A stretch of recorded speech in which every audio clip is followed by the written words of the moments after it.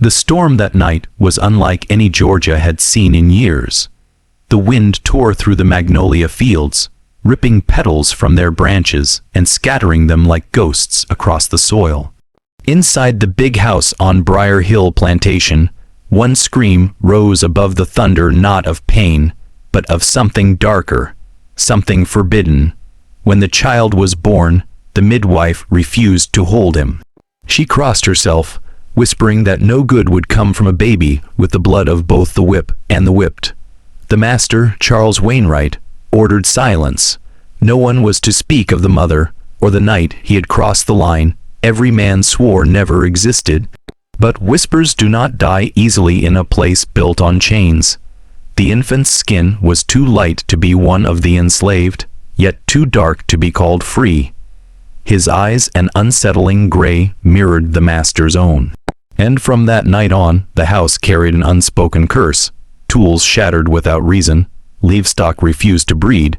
The master's wife, Eleanor, stopped speaking entirely, her gaze fixed on the nursery she never entered. By dawn, one thing became certain. The plantation would never be the same again, and neither would those who lived or died because of the boy born from sin. Hi there, before we go deeper into this chilling true mystery from 1856, tell me in the comments, where are you watching from, and what time is it there right now? Don't forget to subscribe if you love dark, untold Southern stories like this one. Within weeks, Briar Hill changed. Servants whispered that the air itself had grown heavy, that even the walls seemed to breathe when no one was near. At night, cries echoed from the nursery long after the baby had fallen silent. Eleanor Wainwright's hair began to gray at the temples. She told the Reverend that she heard two sets of cries, one from her husband's child, and another from the woman who had died birthing him. The enslaved workers refused to enter the nursery. One claimed to see handprints appear on the cradle, too large to belong to the infant. Another swore that every time she looked into the child's gray eyes, she felt as though someone older, someone knowing, was looking back. Charles grew more paranoid. He ordered a new chapel built on the property to cleanse the land. But before its foundation was laid, the Reverend vanished after visiting the estate one night. His horse returned alone. The town began calling Briar Hill the cursed plantation. And still, the boy grew silent, pale, and watchful, as if waiting for something only he could sense. By the time he turned 7, the boy, named Samuel, resembled his father so closely that even strangers paused in disbelief. Charles avoided looking at him, while Eleanor wept behind closed doors. Samuel never spoke unless spoken to, and when he did, his voice carried a strange echo, like he was repeating someone else's words.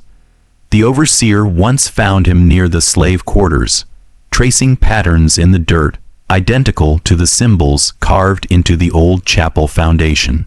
No one had taught him that.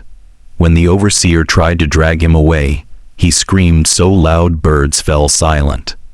Hours later, the overseer's body was found near the river, his face twisted as if from terror.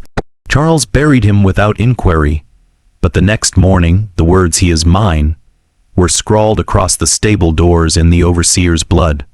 From that day, Samuel was kept in the attic, away from the fields, the workers, and the mirrors. Especially the mirrors. Strange noises haunted the nights, soft knocks beneath the nursery floor, then whispers calling Samuel's name. Eleanor begged her husband to leave the house. Charles refused. He believed the boy was a punishment sent to test his faith, but faith has limits. One night, Eleanor followed the sound. Beneath a loose floorboard in the nursery, she found strands of hair, not the boy's, but the enslaved woman's, still braided, still wet with old blood. When she turned, Samuel was standing in the doorway. He whispered, "She says she wants you to see." Eleanor fainted, and by dawn, her mind was gone. She wandered the halls muttering that the floor remembers. Charles locked her away in her room, covering every mirror with cloth. Samuel, meanwhile, began drawing faces no one recognized, faces that seemed to appear later in dreams of those who worked on the land. In the summer of 1863, Lightning struck the north fields, igniting a blaze that devoured acres of cotton. But witnesses swore the lightning came from a clear sky, no storm, no clouds, only Samuel standing alone by the fence line. When the flames reached the chapel, the bells rang, though no one was inside. Charles ran into the fire, screaming his son's name. He was found at dawn, kneeling in the ashes, his eyes burned white, repeating, "He isn't mine anymore." Samuel vanished that same night. Some said he was taken by those he'd called in whispers.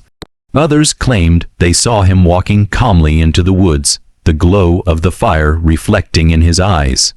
10 years later, a traveler arrived in Savannah claiming to be the heir of Briar Hill. He had gray eyes, pale skin, and carried an old locket with the plantation's crest. Locals said his voice felt like a whisper in their skulls. When he visited the burned remains of Briar Hill, the ground seemed to pulse under his boots. He stayed one night.